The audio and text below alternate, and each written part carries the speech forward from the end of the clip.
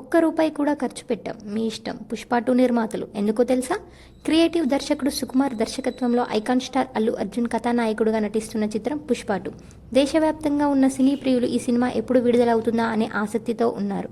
వాస్తవానికి వచ్చే నెల 15వ తేదీనే ఈ సినిమా విడుదల కావాల్సి ఉన్నప్పటికీ పవన్ కళ్యాణ్ అభిమానులతో అల్లు అర్జున్కి వివాదం ఏర్పడడంతో ఇటువంటి సమయంలో సినిమాను విడుదల చేస్తే నష్టపోతామనే ఉద్దేశంతో నిర్మాతలు డిసెంబర్ 6వ తేదీకి విడుదలను వాయిదా వేశారు.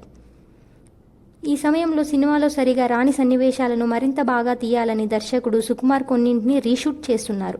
అయితే కొన్ని సందర్భాలలో నటుల నుంచి సరైన సహకారం రాకపోవడంతో ఆయన తీవ్ర ఆగ్రహానికి, అసహనానికి గురవుతున్నారు.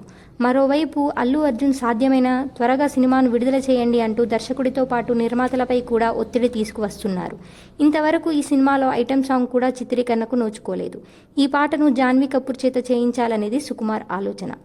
తడిసి మోపడవుతున్న ఖర్చు. ఇటువంటి పరిస్థితుల మధ్య సినిమాలో సన్నివేశాలను తీయటానికి ఖర్చవుతుంది. వీటికి తోడు నటుల కాల్షీట్లు మళ్ళా అవసరం అవుతూ ఉంటాయి.